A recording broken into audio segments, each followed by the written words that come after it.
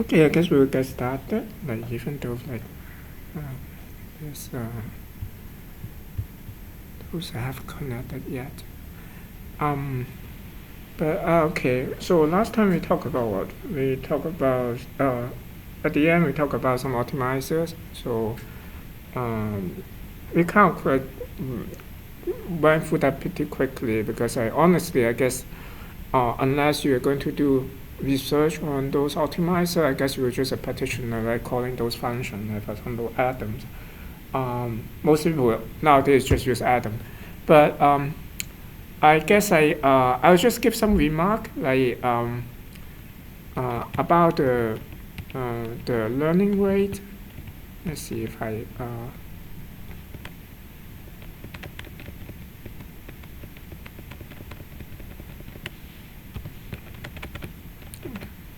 okay.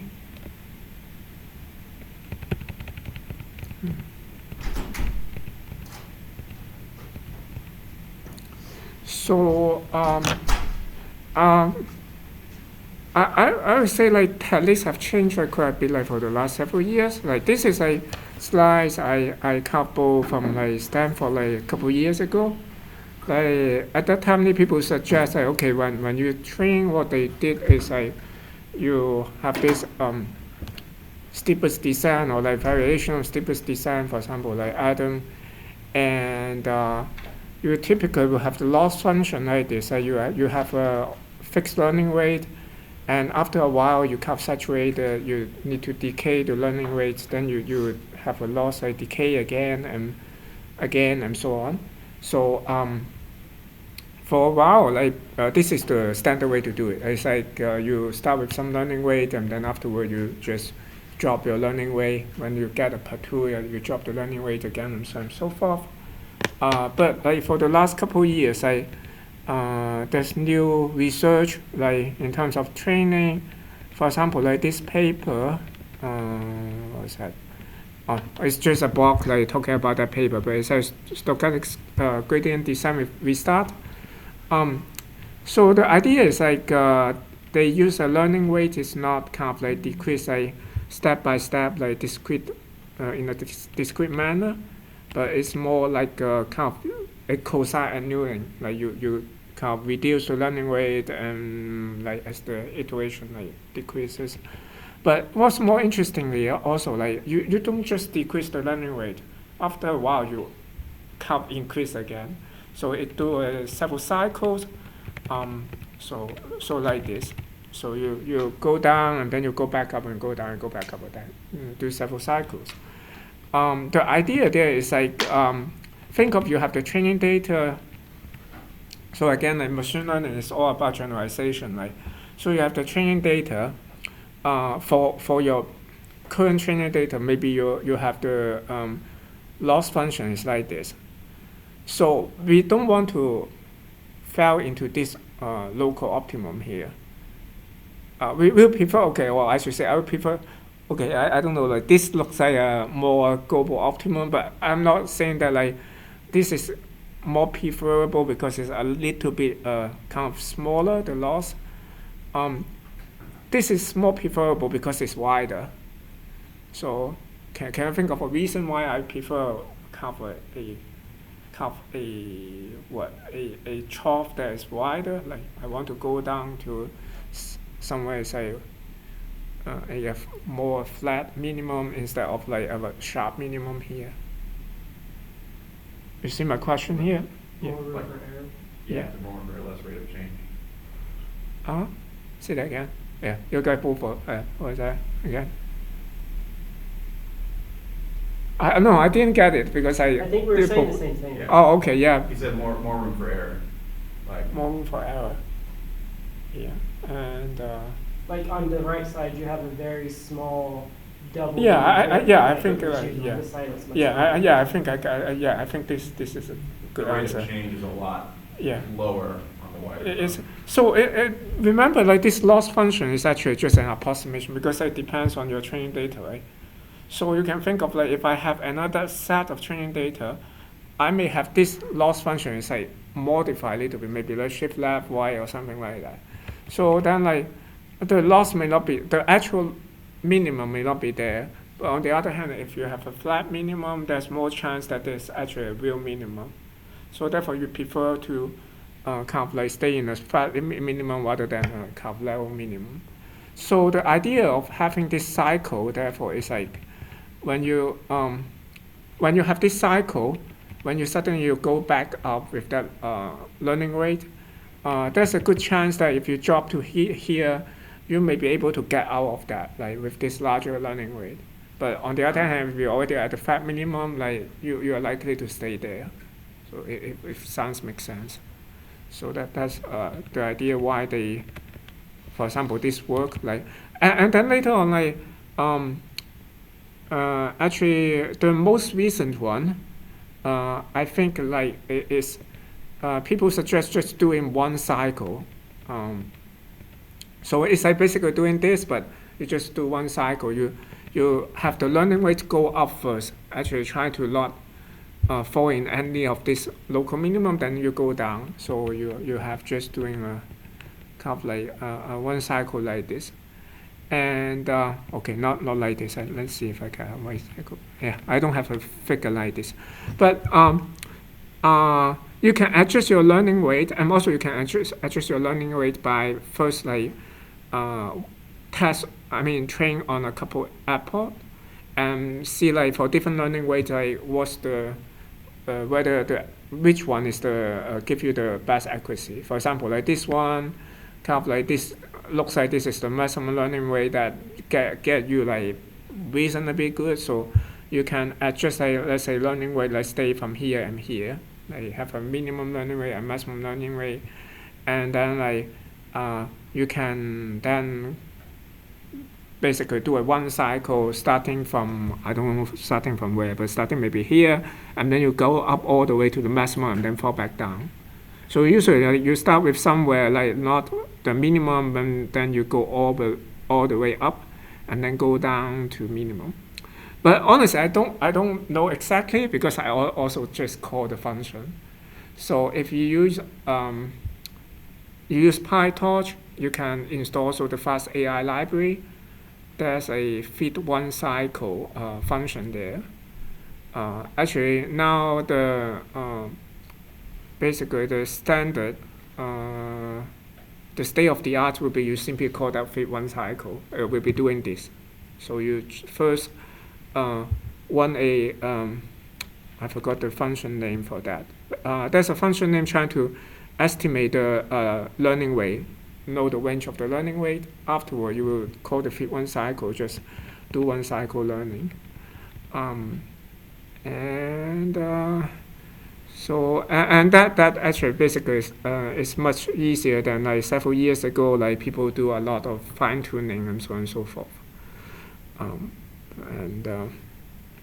But I don't know. Maybe 2 years later on, like there will be like new works, and then we will have a new kind of best approach again. So this is some quick words for learning rate. The next thing I like to talk about is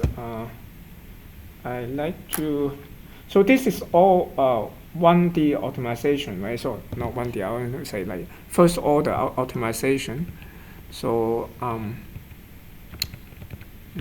find some space here. So we are just using steepest descent, right? So you can think of like, okay, if I'm in 1D, then maybe I have a function somewhere, then if I am here, then I will look at the slope here. I will go down the slope if I go this direction, right? And go for a tiny step size, like basically multiplied by a step size or the learning rate. But on the other hand, we can also do a second order approximation. So you know second order approximation for finding minimum. Like how?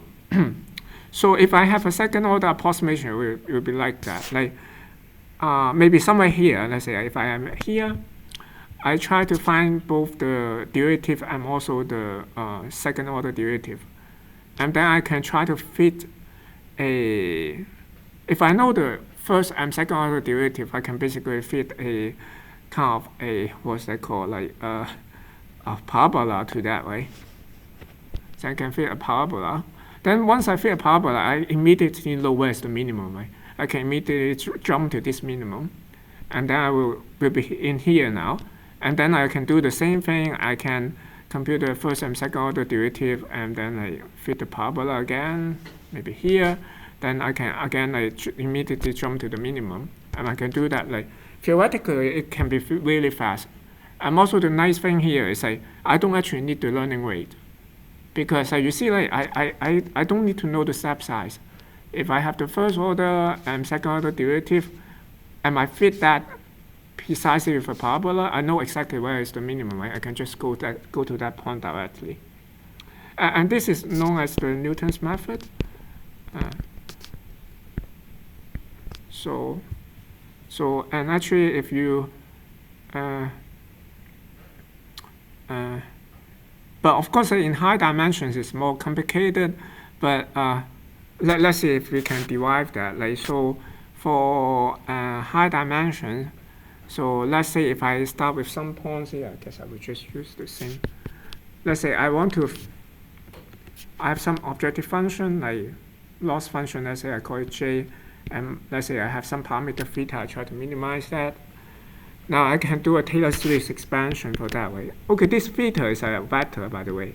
So it have lots of parameters, it's supposed to be a vector. So I can kind of, let's say, try to, maybe my current location is like theta naught here. Let's say here is my theta naught.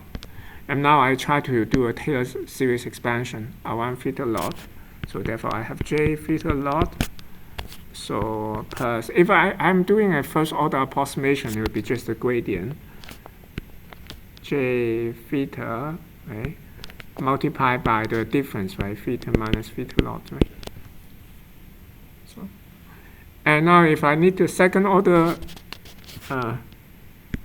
approximation, then I also need the Hessian. So it's something like so j so theta. How do I draw that? Something like that. And okay, maybe I will just leave it here like this first.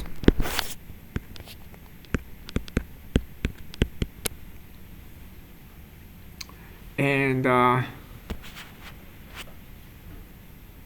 by the way, for convenience, I guess people like to put a 1/2 here, as you will see later on.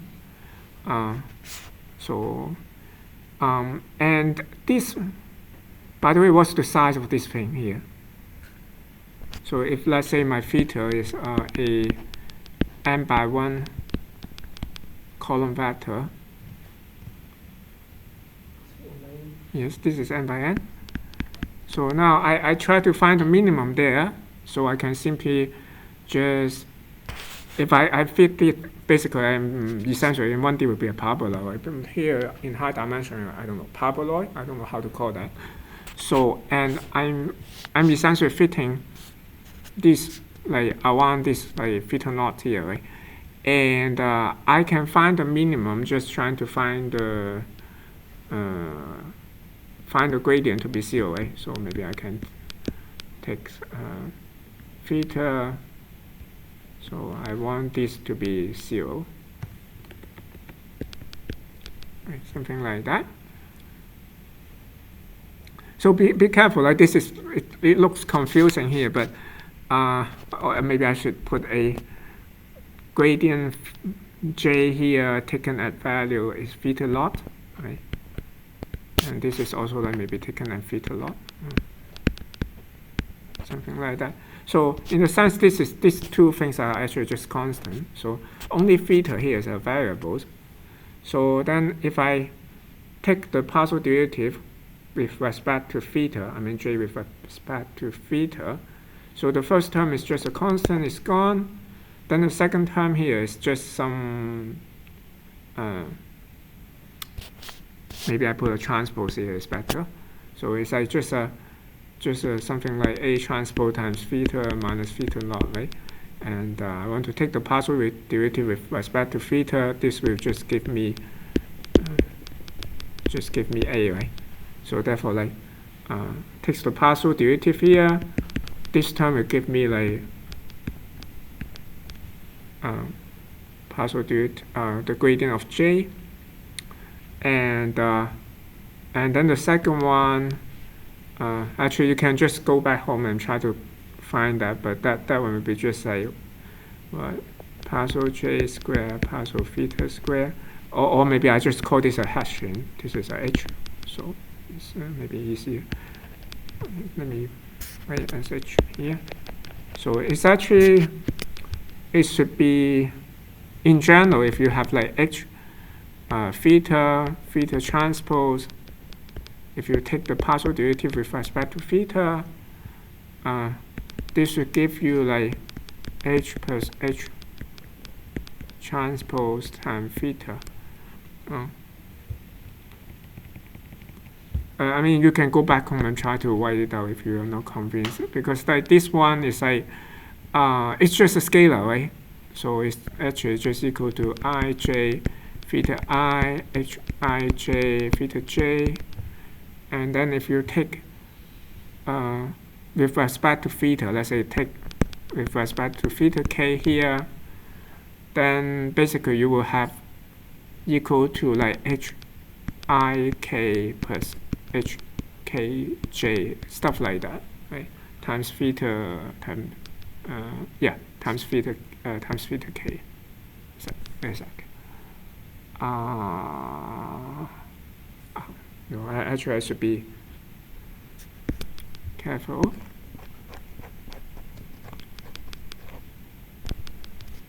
Maybe I'll do it anyway. So if I take partial derivative with respect to theta k, then this one, I ignore this part first. This one will be just get me a delta ik, right? So it's like some ij delta ik hij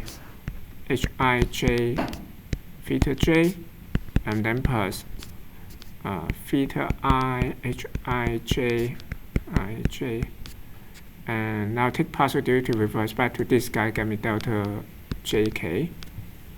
So then like this will give me, so I have a delta here, so I have I delta ik, so therefore like this summation for I will be gone, so I will just say all the I will be replaced by k, so hkj theta j, right? I still have a summation for j plus this is similar.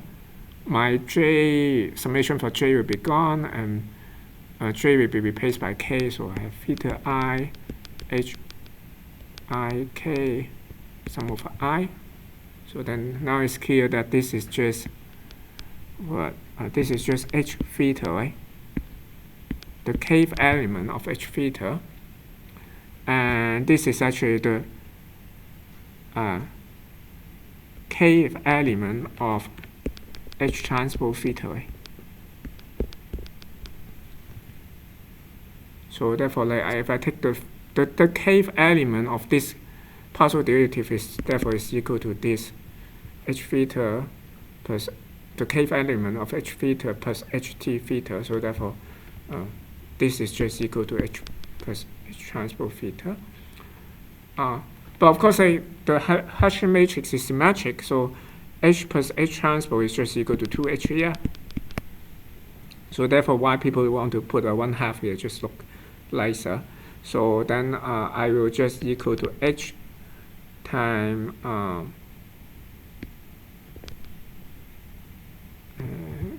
do I have theta? Let's see.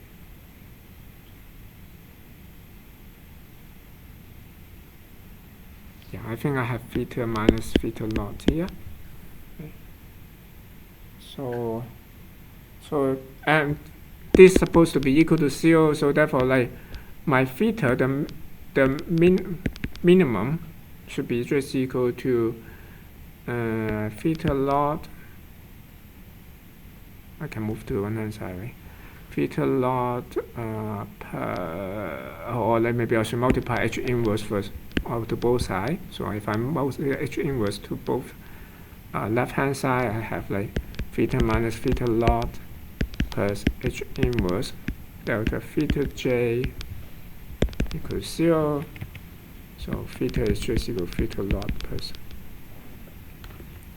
minus x h inverse delta theta j, something like that. So again, like this is the Hessian. Think of the second order derivative. So this is the first order derivative. And this is a kind of second order optimization method, but we are not done yet. The problem, like what's the problem here? Do you see like what's the problem here? Yeah, this is okay. H is calculable, but the inverse is not. So you if your theta is like what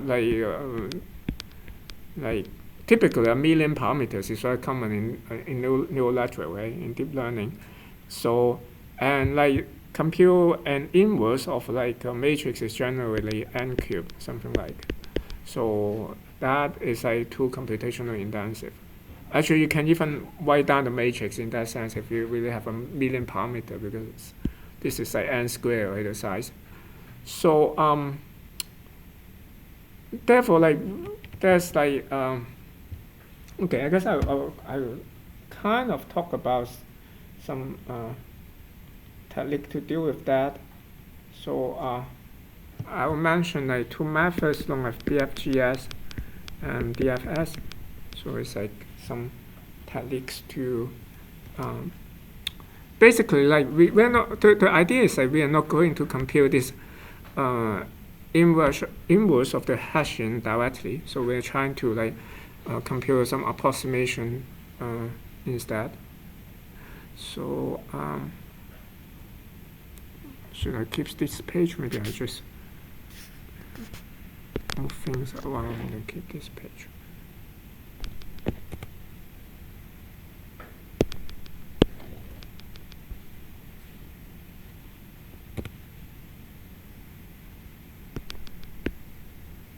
So this is basically what we want.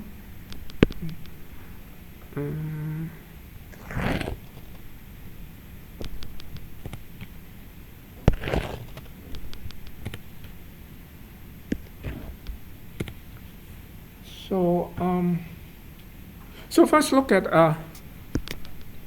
the first idea is the following. So assume that we have okay, by the way, like I found that like lots of notation in online is like very consistent. So if I have a convention, it's not consistent with like the textbook you're reading. So please forgive me. But so therefore, like you also, if you're interested in this, like be careful, like note that like okay, here I will just call like B is the inverse of H here. So but some textbook actually use like B is equal to H. But there's no kind of like unanimous like convention here. But so the first idea is like, okay, I'm not going to compute this H inverse directly. I have this approximation. B here is approximately equal to H inverse. So maybe I have like the previous approximation Bk, then I'm just trying to find like how to update into the Bk's plus one iteration. And let's look at a simplest update first. Like, let's try to make an update that is basically first order up. I would say like with a rank 1 update. Rank 1 in the sense that like your Bk plus 1 is equal to Bk plus some UV here, UV transpose. So U here is a column matrix, column vector. V transpose is a row vector. So this multiplied together, you get a rank matrix, right? So this kind of update is equal to the original matrix plus a kind of rank 1 matrix here. So now the problem now is like how do I design this UV transpose here? So first of all, like remember this H is basically a second order derivative, right? So therefore I can say delta J theta k plus 1 approximately equal to delta J theta k plus h theta k plus 1 minus theta k, right? So because it's like a derivative, this is like a h is like a derivative of delta, right? So therefore, this is just an approximation that I would say h therefore like kind of like, so this is like incorrect, but kind of like theta k plus 1 minus delta j theta k over theta k plus 1 minus theta k, something like that. But of course, this is not okay because these are matrix, these are vectors also. But I can write like this way. And I can even just make it equal. So if I make it equal, this is known as the secant equation. So this is known as secant equation.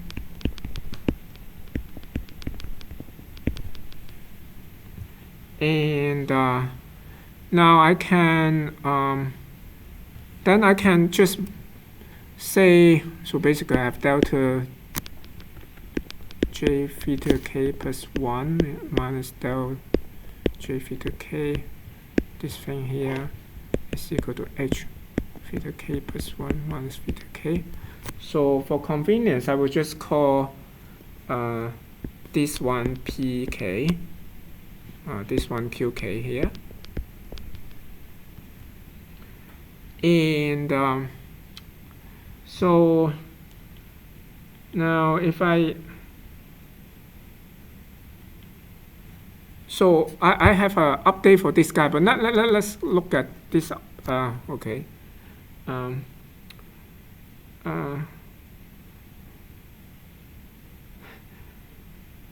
Yeah, I can directly look at update for this one, but let's do this because I don't write down for that one, so I may make a mistake for the moment. Let's consider this one. So let's say if I don't update B directly, let's say I update H first, and I do the same thing like this. I first do a rank 1 update like this, and I have what? I want this to be satisfied. I want this guy multiplied by pk is equal to qk. So therefore, this multiplied by pk should be equal to qk here. And now move things around here. I have UB transpose pk is equal to qk minus hk pk. So and so if you look at this, this is a row vector multiplied by a column vector. So this is actually just a scalar. So therefore, I can say U is equal to qk minus hk pk over V transpose pk.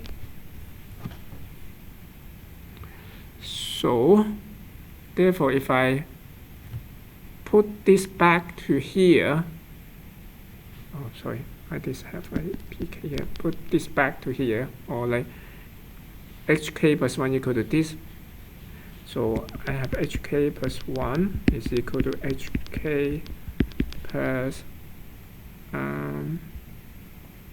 qk minus hk pk times V transpose over V transpose pk. Now I have some freedom to pick this V here. So what I'm going to pick, I will just do something very simple. Basically, I will pick V is equal to qk minus exactly equal to this guy here, minus hk pk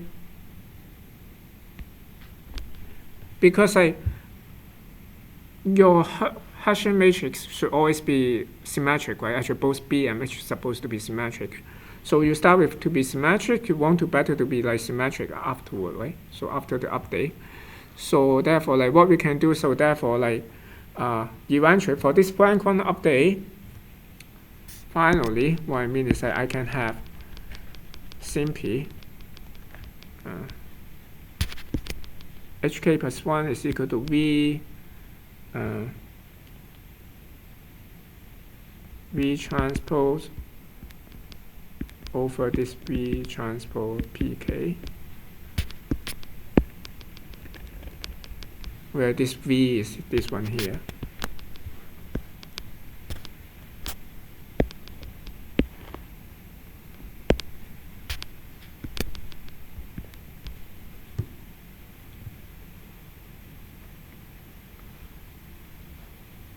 And now, of course, earlier we said we are interested in the update for B, right? But what we can do is know that like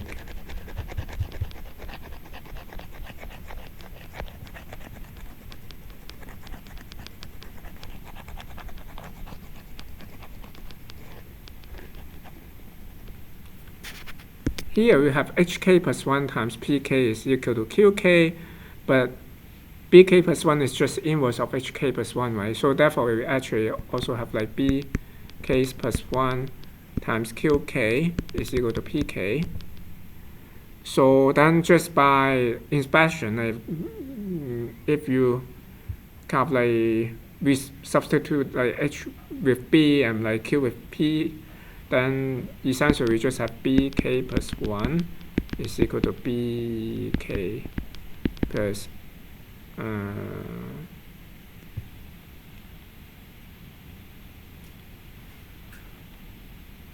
maybe I call it w transpose over w transpose qk, where w is just equal to pk minus bk qk.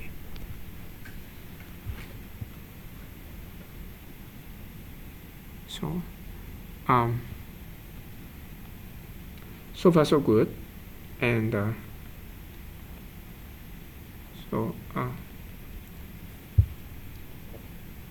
any question here?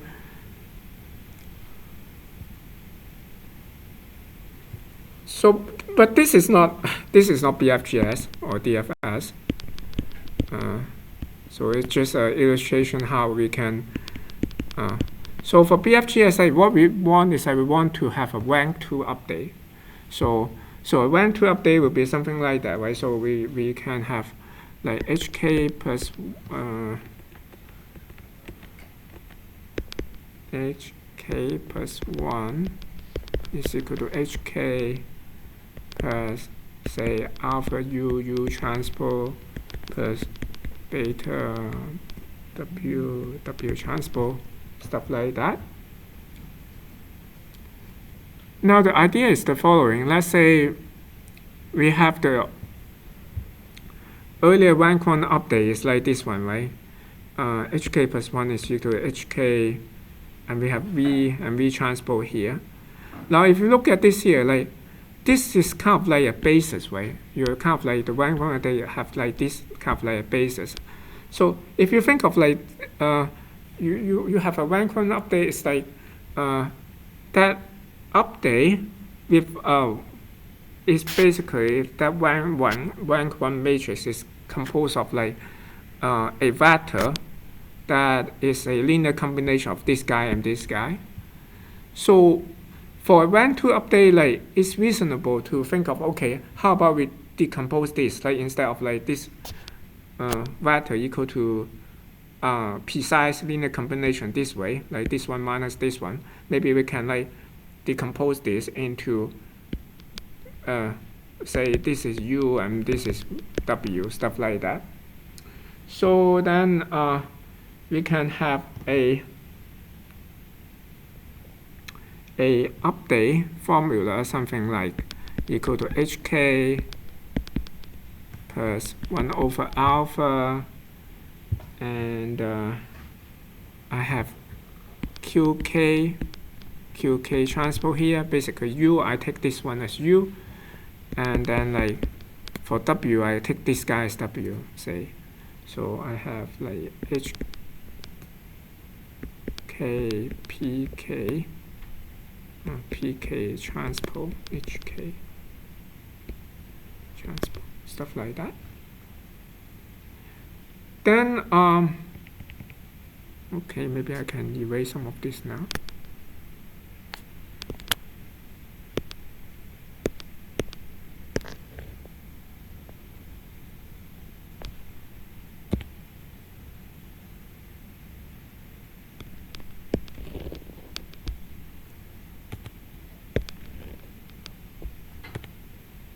So this is my current equation here, so maybe I move to here.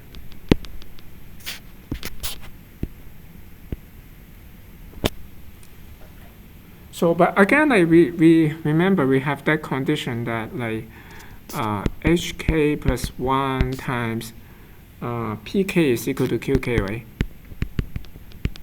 So let's, if I multiply this guy, this side with PK here,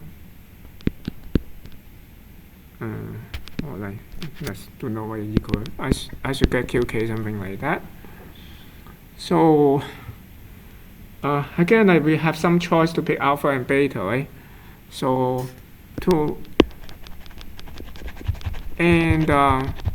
we should pick it in a way that again we want HK plus 1 is still symmetric.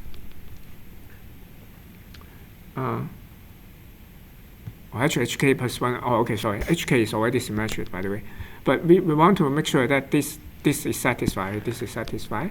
So then what can be done is, like, let's say I can have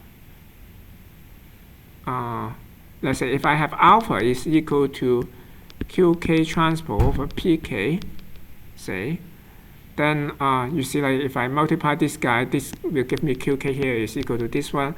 So I just want to make sure this guy and this guy exactly cancel. So therefore I can pick, say, beta is equal to minus 1 over PK transpose HK transpose PK, stuff like that. Then I can exactly have this equation satisfied.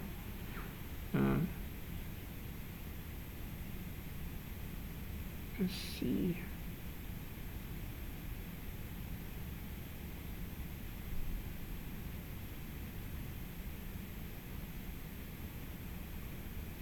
Oh, okay. I have 1 PK more. I should have 1 PK less. This multiply PK, there's all PK here.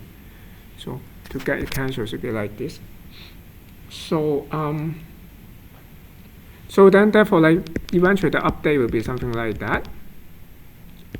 HK plus QK transpose QK, oh sorry, PK minus HK PK transpose HK PK transpose HK transpose. Okay, stuff like that. And of course, this is the update for HK, right? Again, like for our Newton's method, like we're supposed to update the PK plus 1, but we can do the same trick here. So essentially, like I can have like BK plus 1 will be equal to BK. Everything should be replaced by PK. QK should be replaced by PK and so forth. So I should have like PK transpose Q, PK transpose QK minus BK QK transpose BK and QK transpose BK transpose QK. And for this update and this method is actually known as DFS.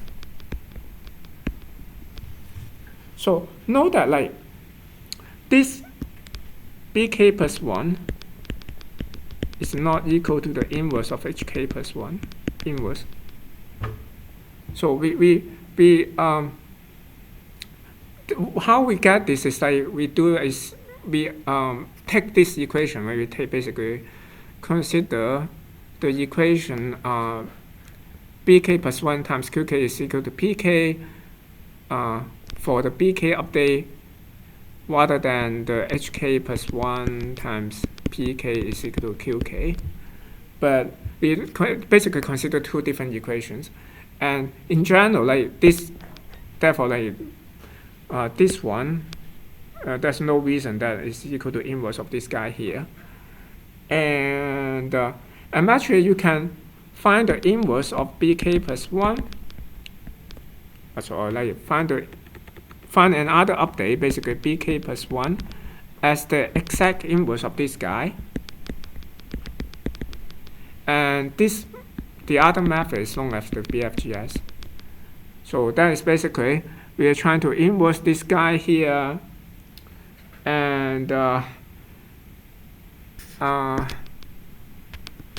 way to do it is to take advantage a equation known as the Sherman-Morrison formula.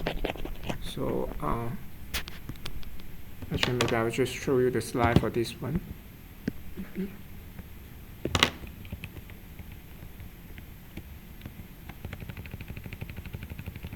So that's what we mentioned so far, that we can compute the update like this, and by the similar token, as I mentioned, I can have another update bk plus 1 is equal to bk plus pk transpose over pk transpose qk minus blah blah blah. And for that one, it's a DFS update. But if I try to compute this bk plus 1 directly as hk plus 1 here, inverse here, then I will have a Bfgs update. And I can use this Sherman-Morrison formula. Is given like this, and I won't show it here, but this one is simple. But actually, this is a problem I got stuck for 2 years already. I'll give like 5% extra credit to from here using the Sherman-Morrison formula. Supposingly, you will be able to derive the bk plus 1 update to be this one. I will increase the bonus to 5%. I'm too old to do algebra. I tried 2 years. I didn't get it successful, honestly. And you see, I did try, and then I gave up like after a while. So, but supposing if you use this Sherman-Morrison formula, you should be able to get that. But I didn't actually like manage to get derive the whole thing. But if you guys are interested for this challenge, yeah, you can try it out. So basically, this is the Sherman-Morrison formula, and you want to apply to this guy here somehow, and take the inverse. Basically, you want to compute the inverse of this guy. So basically, inverse of this guy using this formula, and hopefully you eventually get bk plus 1 equal to this thing here. Okay, this is Bfgs. And by the way, like, okay, we mentioned that like for Bfgs and DFS, this second order method, actually I should say the original second order method, one great advantage is that like you don't need to know the learning rate. But unfortunately, once you do this approximate inverse hashing, that's no longer true. So because you only have approximate, not the true hashing. So typically people just use the direction of that. It's like similar to the steepest descent. You get the direction, And then you can use line search to find the local optimum there, to find the optimum there. So basically we find the direction of update and then use line search. A quick word of line search, like for example, you can use golden section search. So say you just, this is like the direction you are trying to look for the minimum. So you get some value, say maybe along this direction that you at this point say equal to f1, and then like x2 minus x1 away you get f2, and then like x3 minus x1 away you get f3, and so on.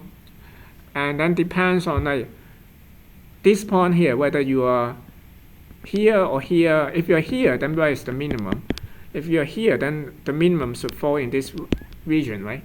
But on the other hand, if your value here, I mean the value at x4 is here, then your minimum will fall in this region instead. So if you fall in this region, then you can continue to do a partition, say like here, and try to find the value here. Then again, you can ask like whether the minimum it should be fall in this region or this region. And you can see that like each time I have the ratio here, it's like I have C over A is equal to A over B, something like that. And if you keep this ratio and you try to compute the ratio, stuff like that, go for some algebra, you get the golden section ratio, golden ratio. So, and that will, you use the golden ratio, will kind of get you the the optimum line search, like in terms of performance, I guess. And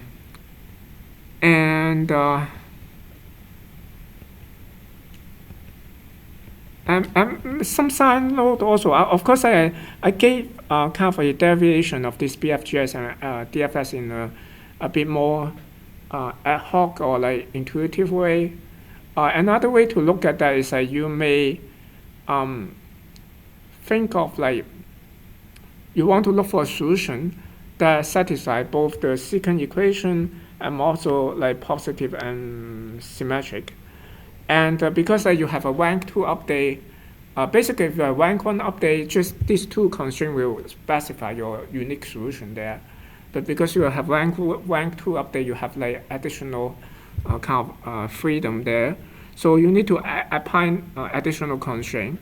So basically the difference of like Bfgs and DFS is just you are essentially minimizing the forbiddance norm, actually more precisely the weighted forbiddance norm of your next update from the current update.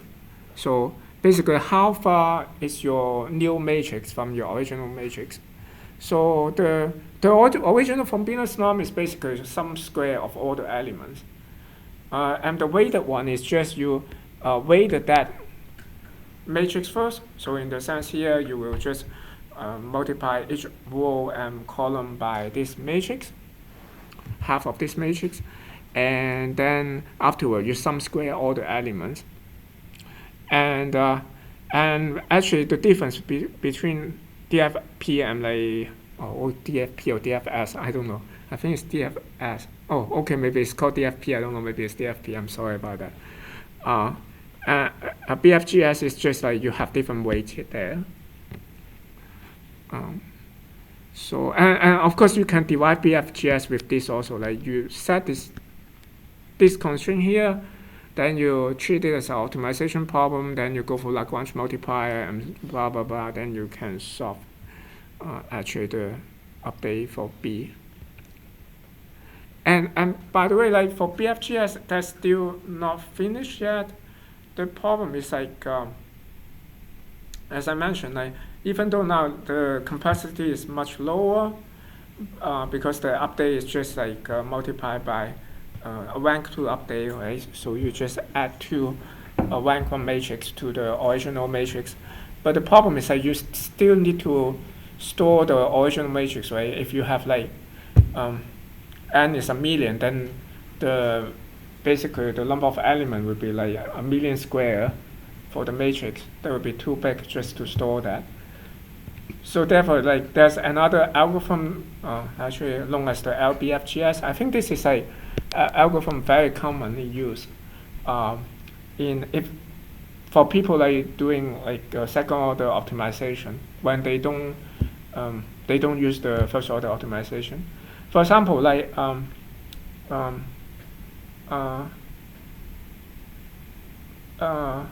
as you see later on, there's problem for if I remember correctly, like neural transfer. Like I'm not sure you guys see that before. Like you have image and you change the different style of that image using kind of neural networks.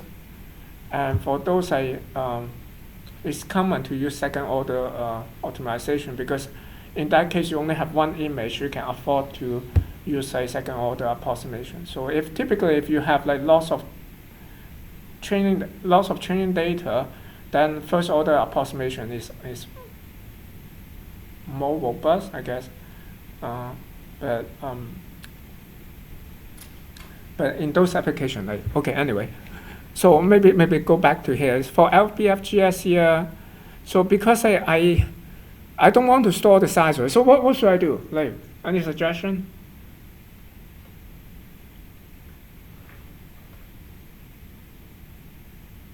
So I have an update equation like this. So it's very simple concept, right? Eventually we go for all this derivation. We got a update equation like bk plus 1 like this. Now the problem is that I don't want to store bk. Well, actually I think I'm giving out the answer here, but so what do you think? Like what can we do?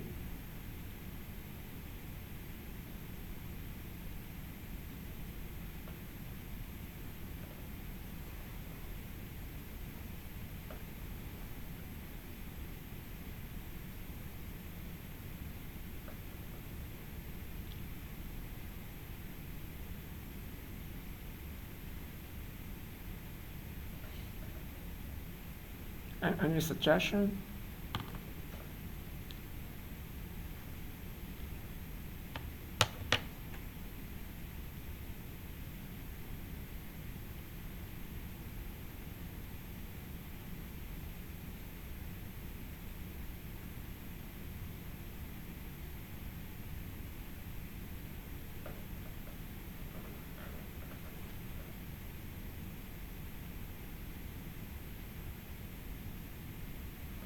Oh, okay. Of course, we cannot get something exact, but any idea if I want to get something like approximation of that approximation? I just want to approximate, huh?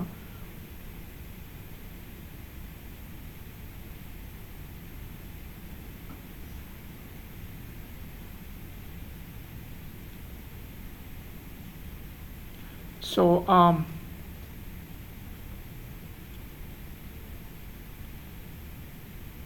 so it's a very simple idea, yeah. So we just need to store the P1 and Q1, so we can get the P2 and Q2 as larger and larger. Yes, I think I think you got that. Yeah. So we instead of like storing bk or b1, maybe like we just store like p1 q1, p2 q2, p3 q3, maybe up to like p10 q10 or something like that.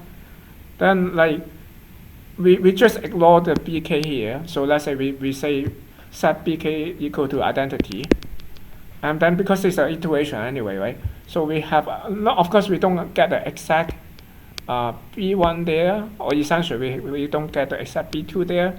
So we know the p1 q1 we can compute b2, right? But we don't have the exact b1 there. But we'll just say set. I mean, let it be I there. So we have approximate b2 here. Then we can like substitute b2 here. Then again do the same thing. We have p2 q2, right? And we keep doing that, like maybe 10 steps or something like that. Then we'll get a reasonably good approximation of this bk plus 1 there. So basically we store like pk, qk for the last iteration, let's say. And remember, because pk is just a vector, pk and qk is just vector, so we have dimension is just n there. if you store like 10 or 20, even 100, it won't be a lot, because typically the dimension of P is huge, because it's the number of parameters, right? It can be a million, something like that. So and like Bk, of course, it will be much larger. It will be like millions times million. And by the way, like it turns out this is typically Lbfgs, not just safe space. Often, like even I didn't try it myself, but I read someone comment on that. Like sometimes it's even more robust, because you can think of that like if you store PK, you are essentially like you are storing like the entire history. And like it's reasonable that you should allow some kind of decay, right? It's similar to like we have like moving average like in gradient design or something like that. So when you chop off like just store like for the past 10 PKs or past 100 PKs, it basically like just remove the history like for 100 iteration beforehand. So if there's any, if you don't, on the other hand, like if you do the original Bfgs, you may have like kind of error or like instability at the beginning. Then you keep accumulating that forever for the original Bfgs. So if you have lots of iteration, actually it tends to be not very stable. So actually I have some extra advantage here. Yeah. So I'd like to ask that Yeah. if at first let's make Bk equals to the identity matrix I, that after 10 steps, why Yeah. the approximation of Bk is close to the real values of Bk. So how can you guarantee that? No, I don't know how to guarantee that. I guess it's hard to guarantee that, honestly. So why that this kind of method come out? Did people think it randomly or?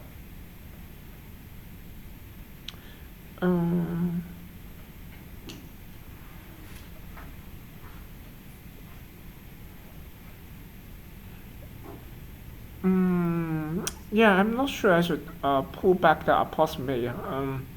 You're still calculating every single element of PK, aren't you? You're just using not as many Q's and P's to Yeah. calculate each one, and you're calculating them in real time. Yeah, I guess yes, and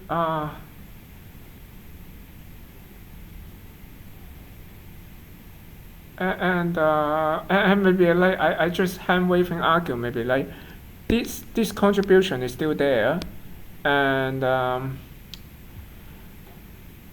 yeah, I guess I'll simply say I don't know. Actually, I'm not sure. Like maybe you can like just take up literature if like that's. I'm not sure. Like people have did any analysis. Maybe they did. Yeah.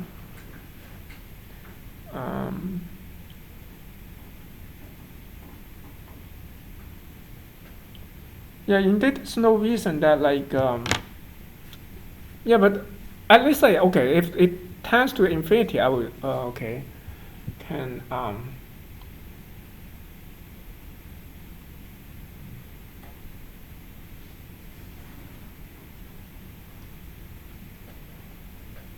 if you think of this as like a decay, then I guess it will make sense, right?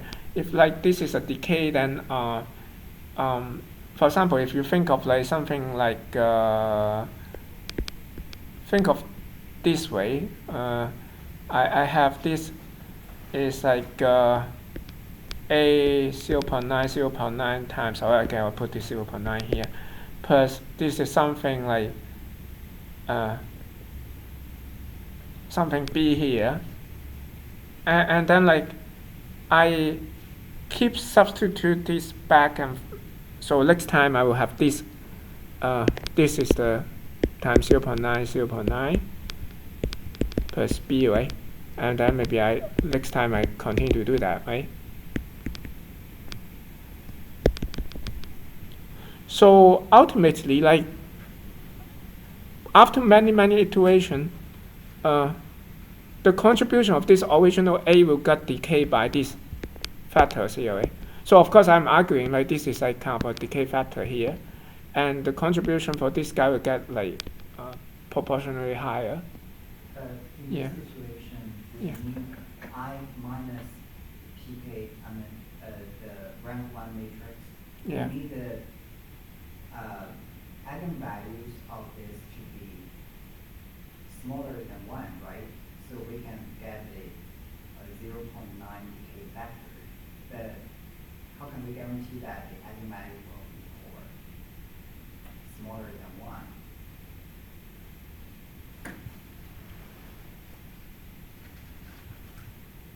Actually, this thing, I think this thing is rank less than 1. So you can check that. I mean, like, well, I know that. I want to say that this is not full rank, and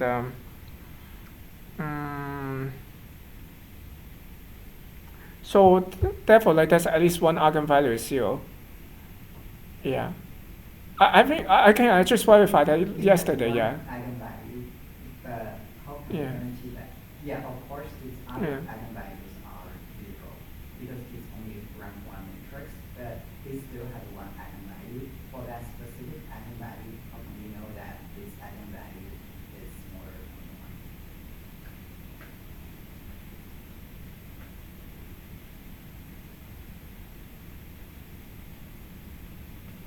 No, actually, I cannot promise that. That's what I'm saying. Like, I just conjecture really, but okay. But this is actually not rank 1. This is rank 1. So, but this is not full rank also. Yeah. But okay, this has to be decay, right? If this is not decay, then like you don't have a stable iteration. Right, it will explode. Yeah, it will explode. So at least it is not. If not decay, it won't be kind of like a kind of. Yeah. So I guess I still need to verify that, but yeah.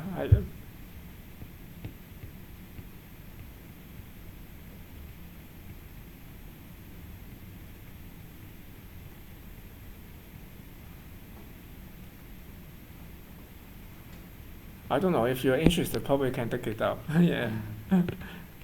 Let's see. So I guess we are almost. Any other questions? Like this is basically Lbfgs, and what else? I won't go for this one here because this is slides that I had like again like from the Stanford class like several years ago. This is like trying to debug the your learning model. But as I mentioned, it may not be as relevant nowadays if you are, for example, like using this fit one cycle, like rather than like in the past people like try different learning rate, and then also try different profile, like reduce the learning rate in the sense like every I don't know how many apples then reduce by half and so on, and try different kind of combinations. But I would suggest for the best practice at this moment you just use that fit one cycle and then just go all the way up and down, and it doesn't work well for that one, then we'll consider something else. Maybe just like final remark is like this one may be worth just mention. If you have like hyperparameter in your optimization, this always like this. This probably is I'm not sure it's common sense. It's like, for example, even not in deep learning or something. For example, if you have a classic problem, like you have a model like you have a new algorithm, you have several parameters that to tune the models to make it work well. Maybe you have 3-4 parameters. That's very tempting to say like for like parameter P1 from like 0 to 10, and then P2 from 0 to 100, and then P3 for something like 0 to 20. I have multiple for loops and then test. Just try it out and see like which one works well. The problem is like, okay, the problem is what? It's not just that. It's like you for all these parameters, it doesn't necessary to have the same kind of, what should I say, importance. For example, like you may have like P1 is pretty concentrated, like to be good, like around like 9 or something like that, and then everything else is like not good, let's say. But if you just do for loop like this, then basically you wasted all this iteration like for P1 equal to 0 to 8, because they will be all bad anyway, and then like you have like all this combination like for P1 is equal to 0 to 8, and then P2 is equal to 0 to 100, and so on. All these are basically wasted. So a better way is that you just randomize everything. It's just like you have a high dimensional space think of. For example, in this case, is if you only have two parameters, will be just a 2D space, you just randomly throw a dot, something like that. And then in that sense, like you won't be, for example, if let's say here, like let's say this is the important parameters here, this one is unimportant. For this example here, like you won't hit this point here because of the iteration. Like how we arranged only iterate over like this 3 dots here in this dimension, and here only iterate over these 3 dots here. So you will never hit here basically. But if you randomly throw a dot, you have a chance to hit here basically. So okay, that's is some if you think of that, it's really common sense, but at the same time, I guess everyone did this mistake like in the past, like when I tuned kind of my whatever model, like before I realized that I always did that, like actually pretty bad. So I guess that's all. I think I won't go through this because as I mentioned, it's like not very relevant now. This is like several years ago. You can see like people try different loss function, like when they run the app port, sometimes go down and then goes up again, and all this crazy behavior. And people even create a site to store all these loss functions.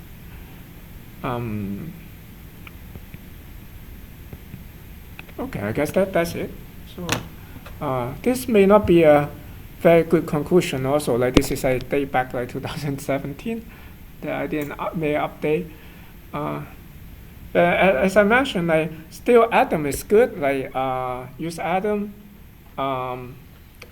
And as I mentioned, if you don't have much data, like you can consider the second order approximation as well. And if you use Atom like for the learning rate, you can use this like fit one cycle. Like it will be better than like just using fit. And also like do not use grid search like if you're tuning hyperparameters. So and of course I will talk about BP like several kind of like classes back, and where root is good, like I mentioned that's like kind of get root, right? If you want to try something like exploitative, then you may try this one also. And reinitialization is still very important. Batch lump is important. Like dropout is very useful. Okay. So I guess I will stop here. So I probably will talk about CNN next time.